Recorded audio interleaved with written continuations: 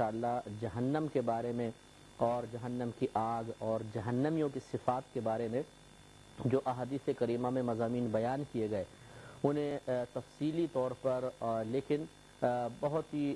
نقطۂ انداز میں کہ زیادہ تفصیل میں بھی نہ جائیں اور اتنا کم از کم ہو کہ ہماری نئی نسلیں ان بیانات کو سننے کے بعد اپنے ذہن میں اس عقیدے کو راسخ کر لیں، اس بات کا اعتقاد رکھیں کہ مرنے کے بعد ہم نے ختم نہیں ہو جانا، بلکہ حقیقی زندگی اور دائمی زندگی کا آغاز انسان کی موت کے بعد ہوتا ہے۔ جہنم اللہ تبارک و تعالیٰ کے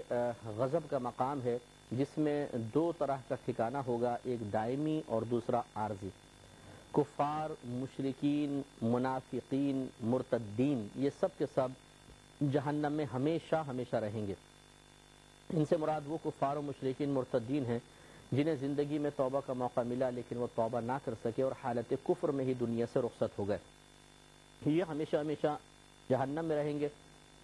اس کے علاوہ جتنے بھی باقی لوگ جہنم میں جائیں گے ان کا ٹھکانہ عارضی ہوگا۔ یوں کہہ سکتے ہیں کہ جو مسلمان ایمان کی حالت میں جہنم میں گیا اس کا ٹھکانہ کبھی دائمی نہیں ہے، وہ عارضی ٹھکانہ ہے۔ حدیثیں ہمیں یہی بتاتی ہیں۔ وہاں پر اگر اللہ تبارک و تعالی غضبناک ہوا، کسی کو جہنم میں ڈالا، تو پھر جیسے کہ ہم نے شفاعت کے باب میں تفصیل سے عرض کیا تھا کہ نبی کریم صلی اللہ علیہ وسلم کی، فرشتوں کی، اکابر مومنین کی شفاعت پر ان کو باہر نکالا جائے گا، یہاں تک کہ بہت سے ایسے بھی ہوں گے جنہیں صرف اللہ تبارک و تعالی بغیر کسی کے وسیلے کے محض اپنے فضل و کرم سے اور خود اپنی مرضی سے جہنم سے باہر نکالے گا۔ اس سے معلوم یہ ہوا کہ جہنم میں جس کا بھی ٹھکانہ ہے ہمیشہ دائمی نہیں ہے، یہ ہے کہ کبھی دائمی ہے اور کبھی عارضی ہے، اور جن کا دائمی ہے وہ بھی آپ کو بتا دیا کہ جو حالت کفر میں مرے ہوں، چاہے نام کوئی بھی ہو، حالت کفر میں مر گئے تو ہمیشہ ہمیشہ جہنم میں جلیں گے، ہمیشہ وہیں رہیں گے، کبھی نکلنا نصیب نہیں ہوگا۔ لیکن اگر حالت ایمان میں دنیا سے رخصت ہوئے، یہ اگرچہ الگ بات ہے کہ کوئی گناہوں کی کثرت تھی، کسی عمل پر سخت گرفت ہو گئی اور جہنم میں چلے گئے، تو ٹھکانہ عارضی ہوگا۔ کہ ہم مسلمانوں کو جہنم کے بارے میں یقین رکھنا چاہیے کہ یہ ایک حصی چیز ہے، موجود ہے۔ جو اللہ تعالیٰ کا نافرمان بندہ ہوا، اگر وہ نافرمانی کفر تک پہنچی ہوئی ہے، اسی حالت میں مر گیا، وہ ہمیشہ ہمیشہ جہنم میں رہے گا۔ اور اگر کوئی اللہ کا نافرمان بندہ ہے لیکن حالت ایمان میں دنیا سے رخصت ہوا، جس کو ہم مسلمان کہتے ہیں، مومن کہتے ہیں، اگر اللہ تعالیٰ ناراض ہوا اور یہ جہنم میں گیا تو یہ اسی رب کریم کا ہی وعدہ ہے کہ وہ عارضی طور پہ جہنم میں رہے گا، پھر اس کو نکال کر جنت میں داخل کر دیا جائے گا، جیسے کہ ہم احادیث آپ کی خدمت میں عرض کریں گے ان سے بھی معلوم ہوگا۔ تو آج اس کا آغاز کرتے ہیں۔ جیسے میں نے آپ کو پہلے بھی بتایا تھا کہ یہ جو میرے پاس کتاب ہے یہ مشکات المصابیح ہے، جس میں صحاح ستہ کی روایات کو جمع کیا گیا ہے، یعنی مختلف ٹاپکس کی حدیثوں کو لے لیا گیا ہے اور اس میں جمع کیا گیا ہے۔ تو میں اسی سے ایک موضوع سے متعلق یعنی پورے جہنم سے متعلق حدیثیں آپ کی خدمت میں عرض کروں گا۔ ریفرنس انشاءاللہ بتایا جاتا رہے گا، حدیثوں کے نمبر اور کتابوں کے نام بھی آپ کو عرض کیے جاتے رہیں گے، لیکن اصل میں یہ جو کتاب ہے یہ مشکات ہے۔ اس میں حضرت ابو ہریرہ رضی اللہ تعالی عنہ سے مروی ہے، حدیث نمبر 5419 ہے، اور یہ بخاری کی روایت ہے اور مسلم میں بھی اس کو نقل کیا گیا ہے۔ حضرت ابو ہریرہ رضی اللہ تعالی عنہ سے مروی ہے کہ نبی کریم صلی اللہ علیہ وسلم نے ارشاد فرمایا کہ تمہاری یہ دنیاوی آگ دوزخ کی آگ کا 70واں حصہ ہے، یعنی دوزخ کی آگ اس دنیا کی آگ سے 70 گنا 70% زیادہ گرم ہے۔ عرض کیا گیا رسول اللہ صلی اللہ علیہ وسلم جلانے کے لیے تو یہ آگ ہی کافی ہے، یعنی ہم دنیا کی آگ میں ہمارے ہاتھ جل جاتے ہیں، یہی کافی تھی؟ نبی کریم صلی اللہ علیہ وسلم نے ارشاد فرمایا کہ ہاں، لیکن وہ آگ ان آگوں سے 69 درجے زیادہ تیز رکھی گئی ہے اور ہر درجہ اس آگ کی مثل ہے، یعنی جہنم کے جتنے بھی اللہ نے درجات بنائے ہیں ان میں آگ اتنی ہی گرم ہے، 69 درجے۔ لیکن یہ شارحین نے فرمایا کہ یہاں 70 یا 69 کا الفاظ خاص ایک عدد کا بیان مقصود نہیں ہے، بلکہ یہ عربوں کی عادت ہے کہ جب وہ کسی چیز کی کثرت کی طرف اشارہ کرنا چاہتے ہیں تو 70 کا عدد عموماً استعمال کرتے ہیں، 70 کا، 80 کا۔ جیسے سرکار نے فرمایا جس نے مجھ پر ایک مرتبہ درود پاک پڑھا اور وہ بارگاہ الہی میں مقبول ہو گیا تو اللہ تبارک و تعالی اس کے 80 برس کے گناہوں کی بخشش فرما دے گا۔ در مختار میں روایت لکھی گئی ہے 80 80 برس کے، تو اس سے مراد 80 سال نہیں ہے، یعنی 80 کا ہنسا جو ہے وہ ہی مراد نہیں ہے، بلکہ یہ کہنا مقصود ہے کہ کثیر گناہ بخشے جائیں گے۔ جیسے آپ اور ہم محاورات میں بھی کہہ دیتے ہیں کہ یار آپ کے پاس 1000 بار آیا، آپ ملتے نہیں ہیں۔ اب یہاں یہ نہیں کہ گن کر 1000 بار آیا، بلکہ ہم کہتے ہیں 1000 بار، یہ کافی دفعہ آپ کے پاس آیا ہوں لیکن آپ سے ملاقات نہ ہو سکی۔ اسی طرح یہاں پر بھی ہے کہ جہنم کی آگ دنیا کی آگ سے بہت زیادہ گرم ہے۔ اس کو بیان کرنے کے لیے 70 یا 69 کا ہنسا بیان کر دیا گیا۔ اب آپ دنیا کی آگ کے بارے میں غور کریں کہ دنیا کی آگ مختلف درجات کی حامل ہوتی ہے، یا مختلف تیزی اس کے اندر ہوتی ہے۔ مثال کے طور پہ آپ کے ایک موم بتی کی بھی آگ ہے، ایک لالٹین کی آگ ہے، ایک گیس کے چولہے کی آگ ہے، پھر گیس کے چولہوں میں بڑے جو کچنز ہوتے ہیں ان کے اندر بھی آگ جلتی ہے، وہ بڑے پریشر کے ساتھ ہوتی ہے، کمرشل گیس جس کو آپ کہتے ہیں۔ اس کے بعد اگر آپ ویلڈنگ کی آگ کے بارے میں دیکھ لیجئے، وہ کتنی زیادہ گرم ہوتی ہے کہ لوہے کو کاٹ کر رکھ دیتی ہے۔ نبی کریم صلی اللہ علیہ وسلم کے فرمان کے مطابق جہنم کی آگ اس دنیا کی آگ سے 70 گنا زیادہ گرم ہے۔ تو دنیا کی تمام آگوں کو اگر آپ دیکھ لیں، ان سے زیادہ جہنم کی آگ گرم ہے۔ تو اگر یہ ویلڈنگ کی آگ جس سے لوہے کو جلایا جاتا ہے، پگھلا دیا جاتا ہے، یہ کسی انسان کو صرف چند سیکنڈ بھی لگا دی جائے تو اس کا کیا حشر ہوگا؟ ہاتھ سڑ کے میرے خیال میں ہڈیاں بھی اس کے سڑ جائیں گی، 2 منٹ کا 1 منٹ کے اندر اندر سب ختم ہو جائے گا۔ لیکن جہنم کی آگ اس سے 1000 گنا زیادہ گرم، سرکار نے 70 کا لفظ استعمال فرمایا، یعنی بہت زیادہ گرم۔ تو وہ کتنی شدید گرم ہوگی، اور اس میں جہنمی جانے کے بعد کس قدر اذیت و تکلیف محسوس کرے گا۔ یہ اس شخص کے بارے میں ہے جس نے اللہ تبارک و تعالیٰ کی احکامات کو فراموش کیا، دنیا کی زندگی کو کافی نہ سمجھا اور غفلت میں زندگی گزارتا رہا، تو یہ اس کا انجام ہو سکتا ہے۔ روایت مسلم کی ہے، حضرت ابن مسعود رضی اللہ تعالی عنہ اس کے راوی ہیں، حدیث نمبر 5420 ہے۔ یہ کہتے ہیں کہ نبی کریم صلی اللہ علیہ وسلم نے ارشاد فرمایا کہ جس دن دوزخ لائی جائے گی تو اس کی 70,000 لگامیں ہوں گی، ہر لگام کے ساتھ 70,000 فرشتے ہوں گے جو اسے کھینچیں گے، یعنی بالکل وہ ایک جیسے جاندار چیز ہوتی ہے اس طرح کی بن جائے گی جہنم، یعنی ذی شعور جس کو آپ کہتے ہیں، وہ جہنم ہوگی، اور وہ اللہ تعالیٰ سے مطالبہ کر رہی ہوگی کہ میرے اندر لوگوں کو بھیج اپنے نافرمانوں کو تاکہ میں ان کو سزا دوں۔ تو بالکل ایسے جیسے ایک وحشی جانور ہوتا ہے، طاقتور جانور، اور اس کو مختلف لوگوں نے رسیاں ڈال ڈال کے چاروں طرف سے جکڑا ہوا ہو تاکہ یہ بے قابو ہو کر بھاگ نہ جائے، نقصان کا باعث نہ بن جائے۔ تو نبی کریم صلی اللہ علیہ وسلم نے یہ اس ماحول کی ایک صورت ہمیں کریٹ کر کے بتائی کہ جہنم اس وقت انتہائی غضبناک ہوگی، اور اسے قابو میں کرنے کے لیے اللہ تبارک و تعالیٰ نے یہ انتظام فرمایا ہوگا کہ 70,000 لگامیں اس کی ہوں گی، اور ہر لگام پر 70,000 فرشتے ہوں گے جو اس کو قابو میں کرنے کی کوشش کر رہے ہوں گے، اور لیکن وہ بے قابو ہو رہی ہوگی اور کفار پہ غضبناک ہوگی۔ تو آپ ذرا ایک لمحے کے لیے اس ماحول کو ذہن میں لے کر آئیں کہ اتنی دہشت ناک مقام، اور پھر اتنے کثیر فرشتے اس کو کھینچ رہے ہوں، اور وہ دشمن خدا کی طرف بڑھنے کی کوشش کر رہی ہو، تو اس وقت کافر، مشرکین، مرتدین، منافقین کس قدر خوف کے عالم میں ہوں گے، کتنی ان پہ دہشت طاری ہوگی کہ ابھی تو یہ دور ہے، ہم اس کے اندر ڈال دیے گئے تو کیا ہوگا۔ بالکل یوں سمجھ لیجیے جیسے آپ کو ایک پنجرے میں چھوڑ دیا جائے، اور ایک چھوٹی کھڑکی کے پیچھے شیر کھڑا ہو، اور یہ کہہ دیا جائے کہ تھوڑی دیر بعد اس شیر کی کھڑکی کھول دی جائے گی اور یہ پنجرے میں آ کے آپ کو ہلاک کر دے گا۔ تو اس تصور سے ہی کہ جب یہ آئے گا اور آ کے مجھے گرائے گا اور پنجہ مار کے میری کھال پھاڑے گا، اور اس کے بڑے بڑے دانت میرے منہ پہ لگیں گے اور منہ پھاڑ دے گا، اسی سے انسان خوفزدہ ہو جائے گا۔ ہو سکتا ہے کمزور دل کا ہو تو مر ہی جائے، لیکن میدان محشر میں موت نہیں ہے، وہاں پہ جہنم کے غضب دیکھنے کے بعد انسان پچھتائے گا اور بہت سی آفرز کرنے کی کوشش کرے گا، جیسے نبی کریم صلی اللہ علیہ وسلم نے آگے بیان فرمایا۔ تو لہٰذا جہنم ایک بہت ہی خطرناک مقام ہے، اللہ تبارک و تعالیٰ سے پناہ مانگنی چاہیے کہ اللہ تعالیٰ ہمیں اس سے محفوظ رکھے، اس کے عذاب سے پناہ عطا فرمائے۔ حضرت نعمان بن بشیر رضی اللہ تعالیٰ عنہ روایت کرتے ہیں، اور حدیث متفق علیہ ہے۔ متفق علیہ کا مطلب وہ حدیث جس کو امام بخاری اور امام مسلم رضی اللہ تعالیٰ عنہما دونوں نے اپنی کتاب میں نقل کیا ہو، اس حدیث کو کہتے ہیں متفق علیہ۔ یہ 5421 نمبر حدیث ہے۔ حضرت نعمان بن بشیر رضی اللہ تعالیٰ عنہ کہتے ہیں کہ نبی کریم صلی اللہ علیہ وسلم نے ارشاد فرمایا کہ دو زخیوں میں سے سب سے ہلکے عذاب والا وہ شخص ہوگا جسے آگ کے جوتے پہنائے جائیں گے اور اس کے آگ کے تسمے ہوں گے۔ جس سے اس کا دماغ اس طرح کھولے گا جیسے ہانڈی کھولتی ہے۔ وہ یہی گمان کرے گا کہ کوئی بھی اس سے سخت تر عذاب والا نہیں، حالانکہ سرکار فرماتے ہیں کہ وہ تو سب سے ہلکے عذاب والا ہوگا۔ تو آپ غور فرمائیں، بعض اوقات سر میں اتنا پین ہوتا ہے، اتنا درد ہوتا ہے، اور یوں ہلائیں تو ایسا لگتا ہے کہ اندر کا بھیجا نا علیحدہ ہو کے ہل رہا ہے،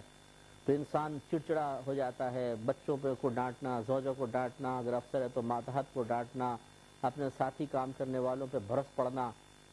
سر کا درد برداشت نہیں ہوتا۔ آپ اندازہ فرمائیں وہ جہنم کی آگ وہ کتنی خطرناک کہ اس کو آگ کے جوتے، آگ کے تسمے پہنائے جائیں گے، یعنی آگ کے تسموں والے جوتے، وہ بھی آگ کے بنے ہوں گے، اور وہاں سے جو ہیٹ اس کے چڑھتی ہوئی دماغ تک پہنچے گی، اس سے دماغ کھول رہا ہوگا۔ جیسے ہانڈی کے اوپر آپ کوئی سبزی یا پانی وغیرہ چڑھا دیں اور وہ اپنے بوائلنگ پوائنٹ تک پہنچ جائے اور پھر وہ ابلتا ہے کتنی تیزی کے ساتھ، تو اسی طریقے سے دماغ ہانڈی کی طرح کھول رہا ہوگا، کتنا شدید عذاب ہوگا، اور یہ سب سے ہلکا عذاب ہے۔ حالانکہ صرف یہی ایک عذاب، اور واقعی نبی کریم صلی اللہ علیہ وسلم نے بالکل صحیح بیان فرمایا کہ جب انسان کسی تکلیف میں مبتلا ہوتا ہے تو اسے وہی تکلیف سب سے زیادہ لگتی ہے، اور وہ سب کو سمجھتا ہے سب خوش و خرم ہے، میری تکلیف سب سے زیادہ ہے۔ آپ کبھی محسوس کریں ہاتھ میں کوئی کٹ گیا، کوئی پیپ کا دانہ نکل آیا اور اس میں ٹیسیں چل رہی ہوں، تو ہم سمجھتے ہیں بس میری تکلیف سب سے زیادہ ہے، دوسروں کی تکلیف پھر احساس نہیں رہتا، بس میری تکلیف سب سے زیادہ، سارے خوش خرم میں ہی سب سے زیادہ اذیت میں مبتلا ہوں۔ اسی طرح اس شخص کو احساس ہوگا، اور یہ احساس کہ میرا عذاب سب سے زیادہ ہے، دوسروں کا ہلکے ہے، اور اس کے غم میں اضافے کا سبب بنے گا۔ تو اس لیے اللہ تبارک و تعالیٰ سے بار بار پناہ مانگنی چاہیے کہ اللہ تعالیٰ ہمیں اس سخت ترین عذاب سے محفوظ رکھے۔ بہرحال یہ ایک حصی چیز ہے، باقاعدہ موجود ہے، اللہ نے پیدا کر دی ہے، اور ہم ایک دن اس کو ضرور اپنی آنکھوں سے دیکھیں گے، تو اس کا اعتقاد رکھنا اجمالی طور پہ لازم ہے کہ جہنم ہے، جو اس کا انکار کرے گا وہ کافر ہو جائے گا۔ حضرت ابو ہریرہ رضی اللہ تعالی عنہ نبی کریم صلی اللہ علیہ وسلم کی ایک روایت نقل کرتے ہیں جس میں دوزخی کے کچھ اوصاف بیان کیے گئے۔ حدیث نمبر 5428 اور ترمذی کی یہ روایت ہے۔ یہ کہتے ہیں کہ نبی کریم صلی اللہ علیہ وسلم نے ارشاد فرمایا کہ روز قیامت کافر کی داڑھ احد پہاڑ کی مانند ہوگی۔ یہ کل بھی حدیث آئی تھی، احد پہاڑ 4.5 میل پر پھیلا ہوا ہے، اتنی بڑی داڑھ ہے، اور اس کی ران بیضاء کی طرح ہے۔ بیضاء ایک پہاڑ ہے، بہت طویل پہاڑ ہے، اتنی چوڑی اس کی ران ہوگی، اور اس کی آگ کی نشست گاہ، بیٹھنے کا مقام، جس آگ کے اندر وہ بیٹھے گا، ربضہ کی طرح 3 دن کی راہ ہوگی۔ یہ ربضہ ایک بستی کا نام ہے جو مدینہ منورہ سے 3 دن کے فاصلے پر ہے، گویا کہ بہت ہی لمبے چوڑے ایریے کے اندر وہ بیٹھا ہوگا، اور اس کو مختلف قسم کے عذابات ہو رہے ہوں گے، اور یہ ہم پہلے آپ کو بتا چکے ہیں کہ اتنا اس کو طویل ترین کرنا صرف اس کے عذاب کی زیادتی کی وجہ سے ہوگا تاکہ عذاب زیادہ سے زیادہ محسوس ہو۔ حضرت ابو ہریرہ رضی اللہ تعالی عنہ سے ہی مروی ہے، یہ کہتے ہیں کہ نبی کریم صلی اللہ علیہ وسلم نے ارشاد فرمایا کافر کی کھال کی موٹائی 42 گز ہوگی۔ ایک روایت میں 3 دن کی مسافت، یہاں 42 گز کے الفاظ ہیں، 42 گز ہوگی، اور اس کی داڑھ احد پہاڑ کی طرح، اور اس کے دوزخ کی بیٹھنے کی جگہ ایسی ہوگی جیسے مکے اور مدینے کے درمیان کے قریب کی مسافت ہے۔ وہی جیسے پیچھے ربضہ کا لفظ گزرا کہ 3 دن کی مسافت وہ بیٹھنے کی جگہ ہے، یہاں پر کھال کی موٹائی کے بارے میں ایک اور روایت آ گئی کہ 42 گز موٹی کھال ہوگی۔ جتنی موٹی کھال اتنا عذاب زیادہ اس کو سخت محسوس ہوگا۔ یہ بھی ترمذی کی روایت تھی، حدیث نمبر 5429۔ مسند امام احمد بن حنبل رضی اللہ تعالیٰ عنہ نے اس کو روایت کیا ہے، حدیث نمبر 5430، اور راوی حضرت ابن عمر رضی اللہ تعالیٰ عنہما ہیں۔ نبی کریم صلی اللہ علیہ وسلم نے ارشاد فرمایا کہ کافر اپنی زبان کوس 2 کوس تک نکال دے گا جس سے لوگ روندیں گے، یعنی اس کی زبان کوس یعنی سمجھ لیں 1 میل 2 میل تک اس کی زبان لمبی کر دی جائے گی۔ یہ بھی ایک کافر کا عذاب ہوگا، زبان زمین پہ پڑی ہوگی 1-2 میل تک، اور لوگ اس پہ چڑھ رہے ہوں گے، تو آپ سوچئے کتنی شدید اذیت اور تکلیف ہوگی کہ زبان تو ویسی 2 دانتوں کے درمیان آ جاتی ہے تو اس کا دباؤ برداشت نہیں کر پاتی، اور آدمی تڑپ کر رہ جاتا ہے۔ اور وہاں پر یہ تو نہیں کہ چلنے والے بڑے آرام سے پاؤں رکھیں گے کہ حضرت کو تکلیف نہ ہو جائے، وہ تو اندھا دھند کوئی بھاگ رہا ہوگا، چڑھ رہا ہوگا، گرم پیر، گندے پیر، اور اس کی زبان کچل رہے ہوں گے، میل 2 میل تک زبان، کتنی شدید ذلت، رسوائی اور عذاب۔ تو یہاں دنیا میں ایمان اختیار کرنا کتنا آسان ہے، لیکن ایمان قبول نہ کر کے آخرت کا عذاب سہنا کس قدر مشکل۔ لیکن عقل دیکھیے کہ یہاں کی راحت اور یہاں کا وقتی سکون یہ انسان اختیار کر رہا ہے اور آخرت کے عذاب کو فراموش کر رہا ہے۔ یہ بہت ہی زیادہ توجہ طلب بات ہے کہ اس کے اوپر نظر ثانی کی جائے۔ حضرت ابو سعید خدری رضی اللہ تعالی عنہ اس ایک راوی حدیث کے، ترمذی کی روایت ہے، حضرت ابو سعید نے اس کو روایت کیا، 5431 نمبر حدیث ہے۔ یہ کہتے ہیں کہ نبی کریم صلی اللہ علیہ وسلم نے ارشاد فرمایا کہ سعود آگ کا پہاڑ ہے، یعنی جہنم میں سعود ایک پہاڑ ہے، آگ کا پہاڑ ہے، جس میں دوزخی 70 سال تک چڑھے گا اور پھر وہاں سے گرے گا اور ہمیشہ ایسا ہی کرتا رہے گا۔ یعنی یہ ایک عذاب کی ایک اور کیفیت بیان کی، کیونکہ سارے کفار کو ایک جیسا عذاب نہیں ہوگا، کوئی کسی عذاب میں ہے، کوئی کسی عذاب میں ہے، کوئی کسی تو ابھی پہلے بھی بات پچھلے پروگرام میں بھی غالباً گزری تھی کہ 70 کا عدد جو ہے وہ عرب لوگ محاورتاً استعمال کرتے ہیں، جیسے ہم 1000 کا لفظ ہم استعمال کرتے ہیں کہ جی 1000 بار آپ کے پاس آیا ہوں ملتے نہیں، 1000 بار تم نے چیز مانگی ہم نے تمہیں ہر دفعہ دیے کہ نہیں دی، تو 1000 کا ہندسہ کثرت کے بیان کے لیے آتا ہے۔ تو گویا کہ نبی کریم صلی اللہ علیہ وسلم کا یہ مقصد ہو سکتا ہے کہ وہ بہت ہی زیادہ بلند پہاڑ ہے، اس پہ چڑھنے کی مشقت، اور وہ پہاڑ کوئی ایسا نہیں ہے کہ ٹھنڈا پہاڑ ہو، آگ کا پہاڑ بیان فرمایا، جہاں ہاتھ رکھے گا ہاتھ سڑے گا، پاؤں رکھے گا پاؤں سڑے گا، پھر ٹھیک ہو جائے گا، لیکن چڑھے گا،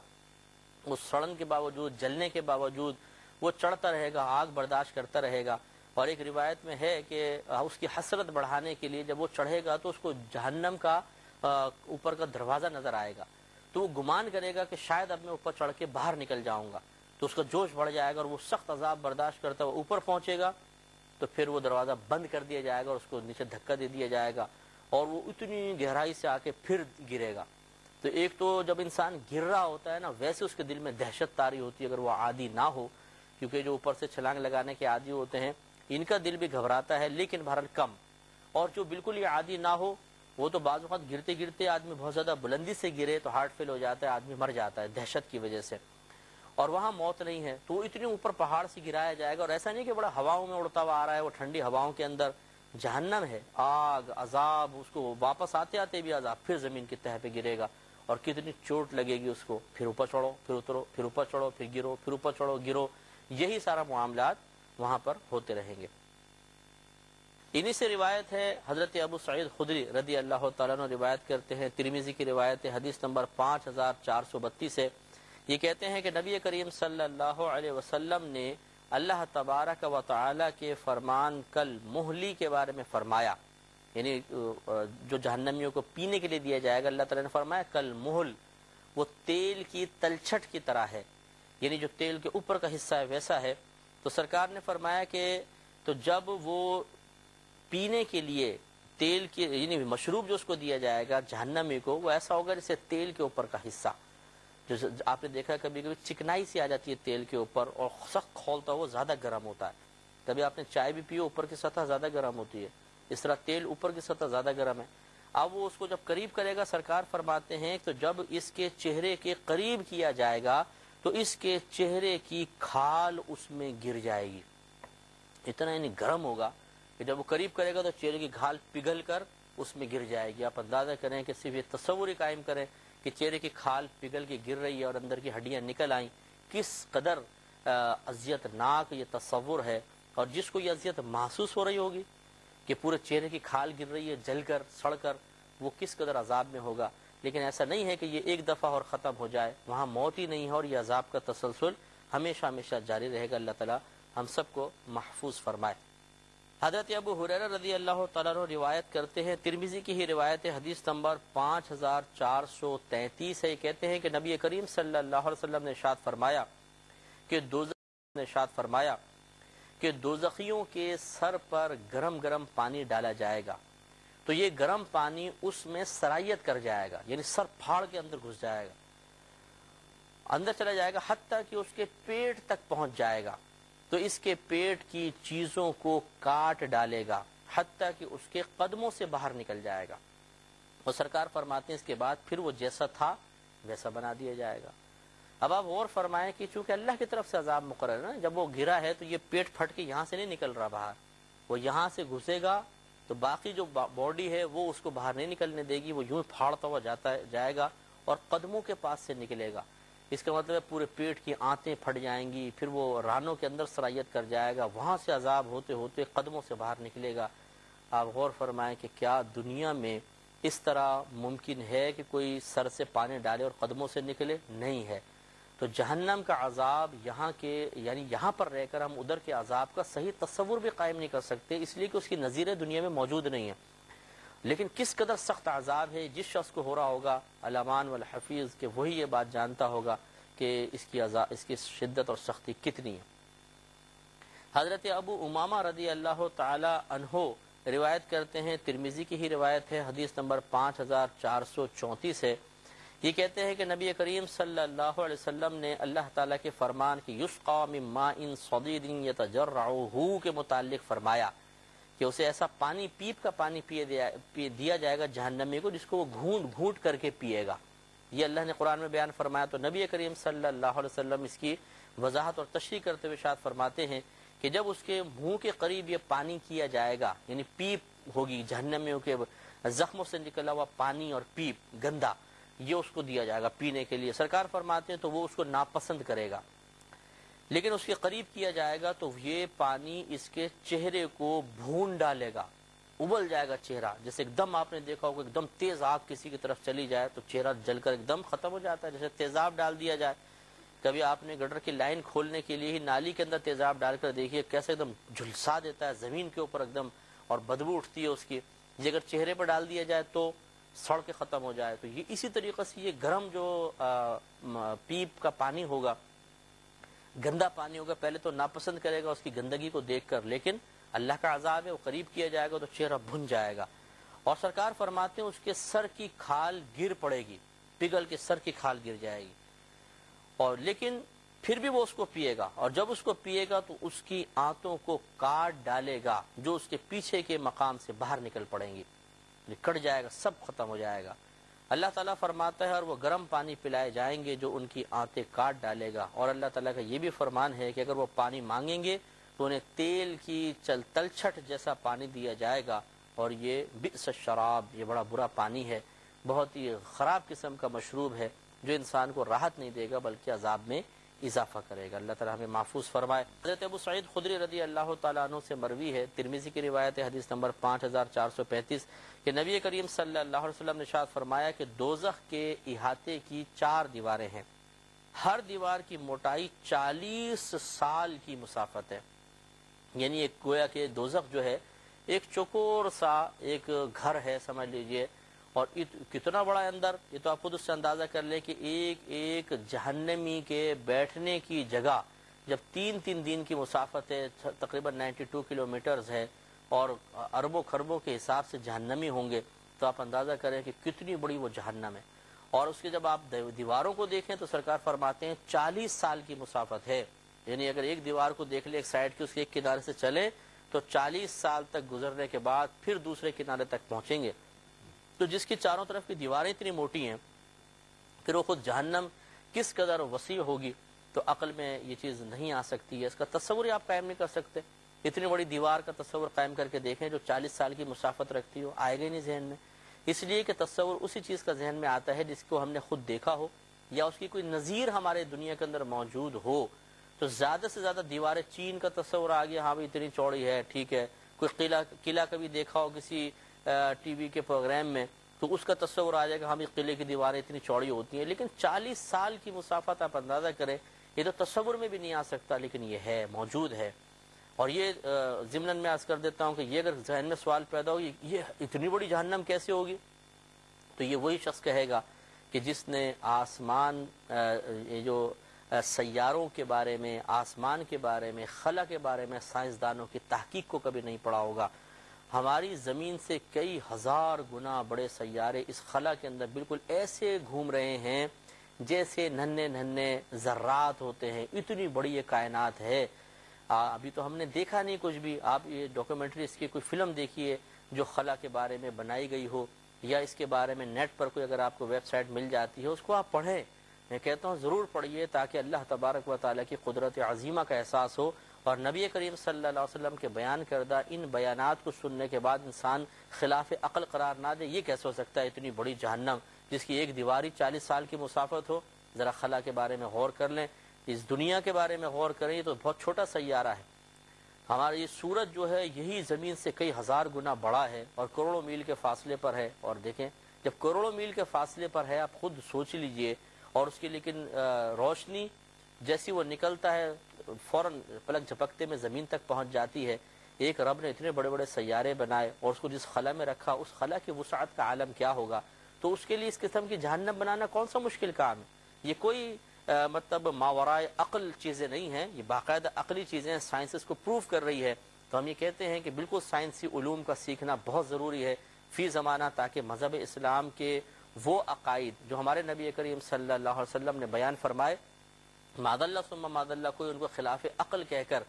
رد نہ کر سکے، بلکہ آپ کا ذہن قبول کرے کہ ہاں آج سائنسی ایجاد نے ثابت کر دیا ہے کہ ہمارا رب اس بات کی قدرت رکھتا ہے کہ اس کائنات میں اتنی بڑی عظیم عظیم چیزیں پیدا کر دے اور اس نے پیدا کی ہیں۔ تو یہ کوئی تعجب کی بات نہیں ہے کہ جی جہنم کی ایک دیوار 40 سال کی مسافت ہوگی تو پھر جہنم اتنے بڑے بڑے ہوں گے، کیسے رکھے جائیں گے؟ یہ تو اللہ تبارک و تعالی ہی جانتا ہے۔ اور سائنسی ترقیاں خلا کے بارے میں خصوصی طور پر تحقیقات اس بات کو ثابت کرتی ہے کہ جو رب خلا کے اندر ہزاروں سیاروں کو جو کروڑوں میل کے فاصلے پر ہیں ایک دوسرے سے اور زمین سے کئی ہزار گنا بڑے ہیں، انہیں رکھنے پہ قدرت رکھتا ہے اور انہیں کنٹرول بھی کر رہا ہے۔ کنٹرولڈ چیزیں ہیں، ایسا تو نہیں ہے کہ آزاد ہیں، باقاعدہ ایک نظام ہے، گلیکسی کا ایک نظام چل رہا ہے، اللہ تعالیٰ اس کو کنٹرول فرما رہا ہے، تو وہ اتنے بڑا جہنم بھی بنا سکتا ہے، اس میں کوئی تعجب کی بات نہیں ہے۔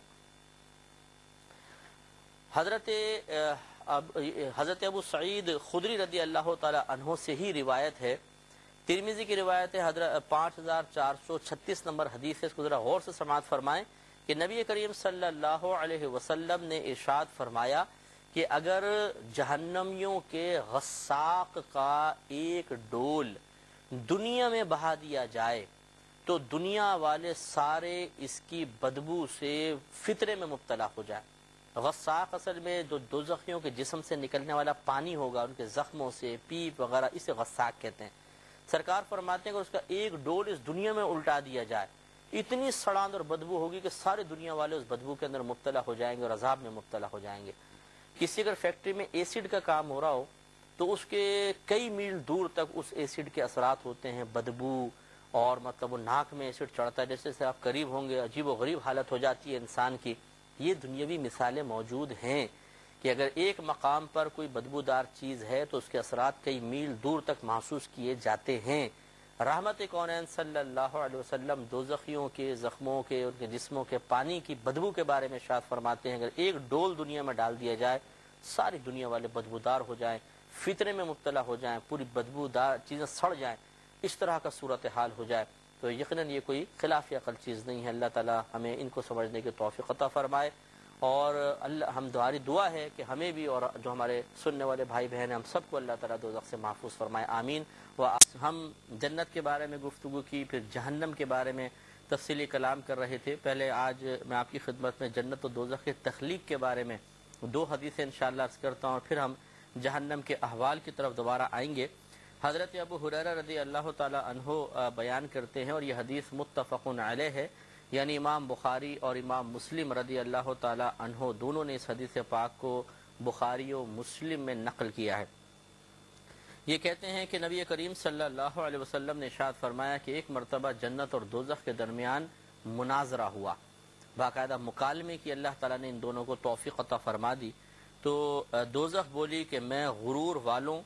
اور جابروں کے لیے خاص کی گئی ہوں، یعنی میرے اندر بڑے بڑے بادشاہ، بڑے جابر لوگ، دنیا میں حکومت کرنے والے، دوسروں پہ غالب آ جانے والے لوگ ہیں۔ اس نے تکبراً یہ کہا۔ جنت نے کہا کہ میرا حال یہ ہے کہ مجھ میں صرف کمزور لوگ اور گرے پڑے سیدھے سادے ہی داخل ہوں گے،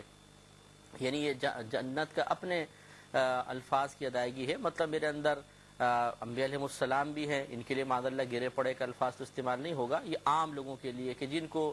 دنیا کے اندر لوگ کوئی اتنی زیادہ اہمیت نہیں دیتے، سادہ لوگ، تو انبیاء علیہ السلام یعنی سیدھے سادے لوگوں میں انبیاء علیہ السلام، سادہ لوگ، سادہ فطرت لوگ، کمزور لوگوں میں ان انبیاء علیہ السلام کے وہ متبعین کہ جو دنیا میں دنیاوی لحاظ سے اتنی ترقیاں نہ کر سکے، اگرچہ ایمانی لحاظ سے ان کا کوئی مقابل نہیں تھا، تو جنت نے عاجزی کرتے ہوئے کہا کہ میرے اندر تو اس طرح کے سیدھے سادے کمزور قسم کے لوگ، اور گرے پڑے سے مراد ایسے کہ جن کو دیکھ کر کوئی بھی ان کو بعض اوقات ظاہری حلیے کی وجہ سے عزت دینے کے لیے تیار نہیں ہوتا، جیسے فقراء وغیرہ ہوتے ہیں، تو غرباء ہوتے ہیں، تو ان کو دنیا میں دیکھ کر نگاہ حقارت سے دیکھا جاتا ہے اور اپنی تقریبات میں اپنے گھروں میں آنے نہیں دیا جاتا۔ تو جنت نے کہا کہ میرے اندر یہ لوگ ہوں گے۔ تو اللہ تبارک و تعالیٰ نے پھر جنت سے فرمایا کہ تو میری رحمت کا مقام ہے، تیرے ذریعے میں جس بندے پر چاہوں گا رحم کروں گا، اور دوزخ سے فرمایا کہ تو میرا عذاب کا مقام ہے، تیرے ذریعے میں جس کو چاہوں گا عذاب دوں گا۔ اور پھر اللہ تعالیٰ نے فرمایا کہ تم میں سے ہر ایک کا بھرنا طے شدہ ہے، یعنی جنت بھی بھرے گی اور جہنم بھی بھرے گی، لیکن سرکار فرماتے ہیں کہ دوزخ اس وقت تک نہیں بھرے گی جب تک کہ اللہ تبارک و تعالیٰ اپنی قدرت سے اس کو نہ بھر دے گا۔ یعنی جہنم میں اتنی گنجائش ہے کہ اگر ہماری دنیا کے سارے لوگ ڈال دیے جائیں تب بھی وہ پوری نہیں ہو سکتی، تو پھر اپنی قدرت سے بھرنے کا مطلب کیا ہے کہ وہی دوزخیوں کے وجود کو بڑا بڑا کر دیا جائے گا، پھیل جائیں گے حتیٰ کہ پوری دوزخ بھر جائے گی۔ تو یہ ایک نبی کریم صلی اللہ علیہ وسلم کی صحیح حدیث ہے، جس میں جنت نے یہ سوچا، مطلب جو اس کو اللہ تعالیٰ نے شعور دیا کہ میرے اندر سادہ قسم کے لوگ آئے جن کو دنیا میں اتنا مقام و مرتبہ نہ ملا، تو اس نے عاجزی سے اپنے بات کہی۔ جہنم نے مغروروں کے اوپر فخر کرتے ہوئے کہا، تو اللہ تعالیٰ نے بیان فرمایا کہ یہ تیرا کوئی کمال نہیں ہے، یا تجھ میں اس قسم کے لوگوں کا آنا کوئی کمال کی بات نہیں ہے، بلکہ وہ تو اللہ کے غضب میں مبتلا ہوں گے، غضبناک ہو کر آئیں گے، اور جنت میں اللہ تبارک و تعالیٰ کے نیک بندے آئیں گے، اللہ ان پر اپنی رحمت نازل فرمائے گا۔ لہذا اس اعتبار سے یقیناً جنت کو جہنم پر فوقیت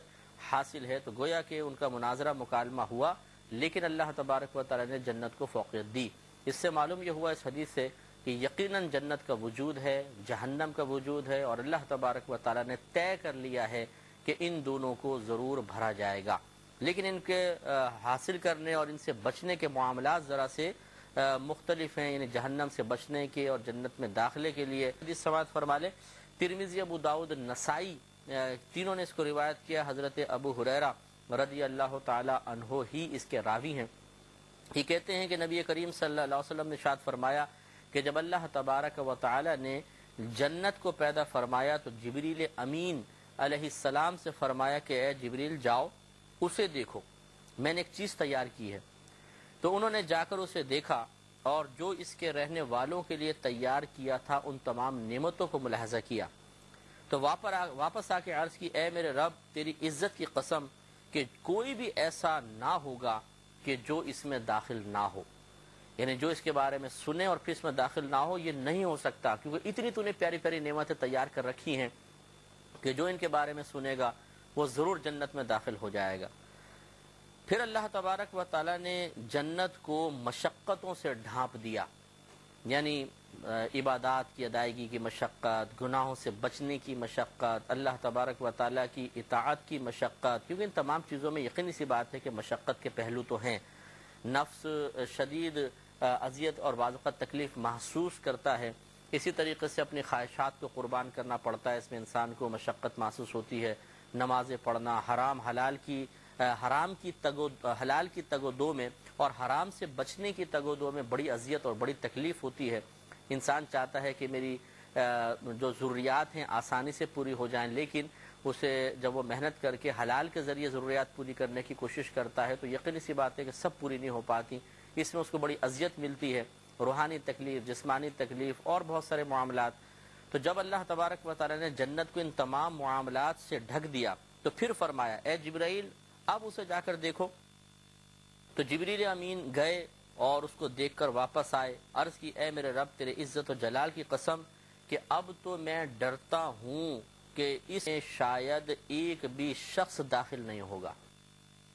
یعنی جبریل امین نے فرمایا کہ اگر صرف نعمتیں ہوتی اور کوئی دنیا کی مشقت نہ ہوتی تو شاید کوئی بھی ایسا نہیں تھا جو جنت میں نہ جاتا، لیکن اب جو تو نے اس کے چاروں طرف ایک آزمائش رکھ دی ہے کہ پہلے ان آزمائشوں کو پار کرو پھر جنت میں داخلہ ملے گا، تو اب مجھے خوف یہ پیدا ہو گیا کہ شاید تیرا کوئی بھی بندہ جنت میں داخل نہیں ہو سکتا ہے۔ اور یہ عموماً آپ نے دیکھا ہی ہوگا کہ ہماری صورتحال اسی قسم کی ہے۔ جبریل امین علیہ السلام کا بعطائے الہی ہماری فطرت، ہماری عادات پر مطلع ہو کر یہ جملہ ارشاد فرمانا بالکل حقیقت حال کے مطابق ہے کہ ہم اللہ تبارک و تعالیٰ کے ان بڑے انعامات کے لیے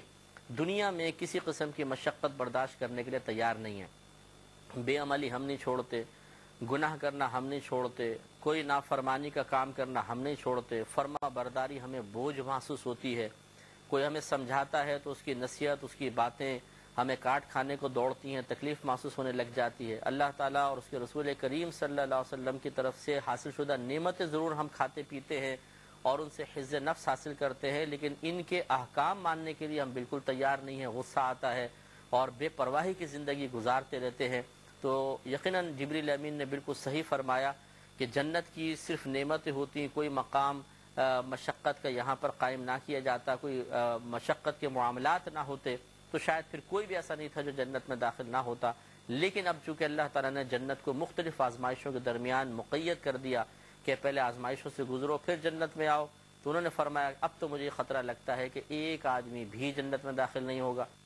لیکن بہرحال اللہ تعالیٰ کے ہزارہ بندے جنت میں جائیں گے، اللہ تعالیٰ ہمیں بھی داخلہ عطا فرمائے۔ لیکن یہ ایک مسلمہ بات ہے کہ جنت میں دخول نفسانی خواہشات سے مقابلہ کیے بغیر بہت ہی مشکل ہے۔ پھر سرکار مدینہ صلی اللہ علیہ وسلم فرماتے ہیں کہ جب اللہ تعالیٰ نے جہنم پیدا کی تو جبریل امین سے فرمایا کہ اے جبریل، میں نے ایک اور مقام تیار کیا ہے، اسے جا کر دیکھو۔ تو جبریل امین گئے، جا کر اس کو دیکھا تو واپس آ کر عرض کی اے میرے رب، تیری عزت کی قسم کہ جس نے اس کے بارے میں سنا تو ایسا نہیں ہو سکتا کہ اس میں کوئی ایک بھی داخل ہو جائے۔ یہ اتنی خطرناک تو نے مقام تیار کیا ہے، اتنا شدید عذاب ہے اس کا کہ جو سن لے گا وہ کبھی اس میں داخل نہیں ہوگا۔ تو اللہ تبارک و تعالی نے جہنم کو خواہشات نفسانی کی پیروی اور مختلف قسم کے گناہوں وغیرہ کی لذات اس سے ڈھانپ دیا۔ پھر فرمایا جبریل اب جا کر دیکھو۔ انہوں نے دیکھا اور آ کر عرض کی کہ اے میرے رب، تیرے عزت و جلال کی قسم کہ اب تو میں ڈرتا ہوں کہ ہر ایک اس میں داخل ہو جائے گا۔ تو اب غور فرمائیں کہ یعنی اللہ نے جہنم بنایا اور جہنم کے چاروں طرف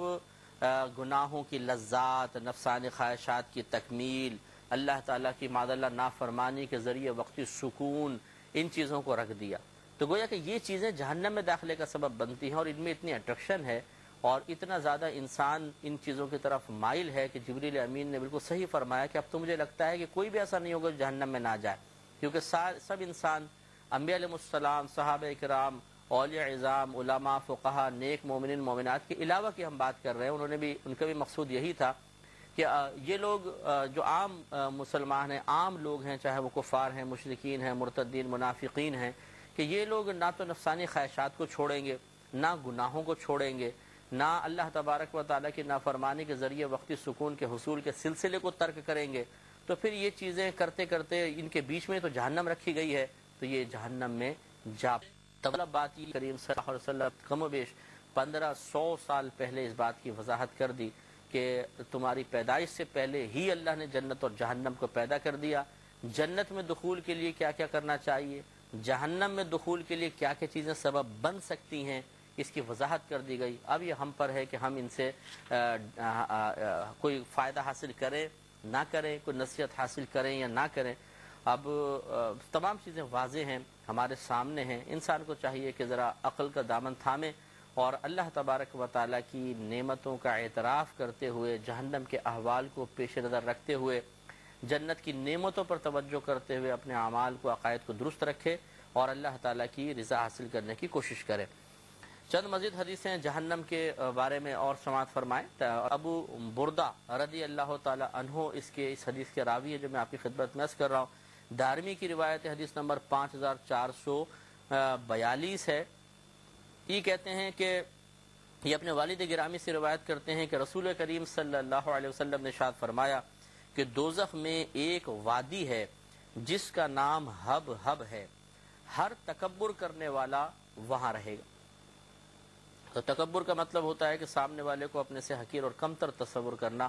اور خود کو اس سے اعلیٰ سمجھنا۔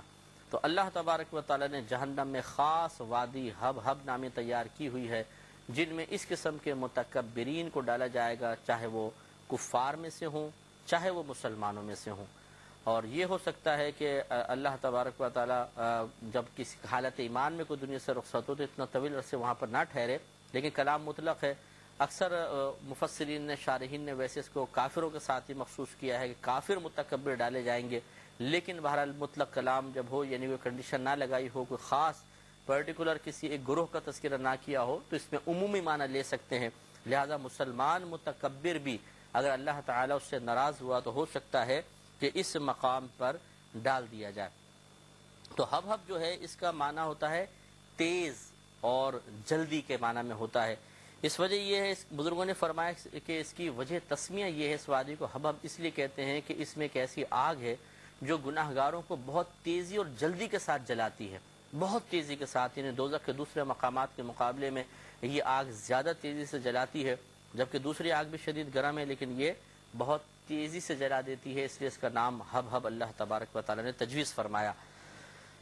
مسند امام احمد بن حنبل رضی اللہ تعالی عنہ کی روایت ہے، عبداللہ بن عمر رضی اللہ تعالی عنہما اس کے راوی ہیں، حدیث نمبر 5444 ہے، اور جہنمی کی صفت کے بارے میں یہ حدیث پاک ہے۔ پہلے بھی اس کے بارے میں 2 حدیثیں گزر چکی ہیں، مضمون تھوڑا سا مختلف ہے، اس لیے آپ کی خدمت میں ذکر کر رہے ہیں کہ نبی کریم صلی اللہ علیہ وسلم نے ارشاد فرمایا کہ دوزخی لوگ جہنم میں بڑے ہو جائیں گے، یعنی جسمانی لحاظ سے اللہ تبارک و تعالیٰ ان کو وسعت دے دے گا، یہاں تک کہ ان میں سے ایک آدمی کی کان کی لو سے کندھے تک 700 برس کی مسافت کے برابر فاصلہ ہوگا۔ پچھلی حدیث میں ایک کندھے سے دوسرے کندھے تک کا فاصلہ تھا، یہاں سرکار فرماتے ہیں کان کی لو سے کندھے تک 700 سال کا فاصلہ، یعنی ایک گھڑ سوار گھوڑے پہ بیٹھ کے اس کو تیز رفتاری سے دوڑائے تو یہاں سے یہاں تک پہنچتے میں اس کو 700 سال لگیں گے۔ تو اندازہ فرمائے کس قدر وسیع و عریض جہنمی ہوگا، اور یہ تو صرف کندھے کی چوڑائی بیان کی، پورا دونوں کندھوں کے درمیان فاصلہ، پھر پیر، ہاتھ، منہ کتنا موٹا ہوگا۔ اور وجہ وہی ہے کہ زیادہ سے زیادہ اس پر عذابات مسلط کر دیے جائیں۔ اگر چھوٹا وجود ہے تو 8-10 سانپ ہی اس کے اوپر لپٹ جائیں تو کافی ہے، لیکن اتنا بڑا وجود ہے تو ہزاروں سانپ ہوں گے تو ہزاروں مقام سے کاٹیں گے، اور اس کو زیادہ سے زیادہ تکلیف اور اذیت ہوگی۔ اللہ تبارک و تعالیٰ اس لیے ان کو وسعت دے گا۔ اور پھر فرمایا کہ اس کی کھال 70 گز موٹی ہوگی، اور اس کی داڑھ کوہ احد کی مانند ہوگی، یعنی احد پہاڑ کے برابر داڑھیں ہوں گی، اور کھال 70 گز موٹی۔ کسی روایت میں آپ نے پچھلے جیسے ہم نے بیان کیا تھا 40 گز کی بھی روایت ہے۔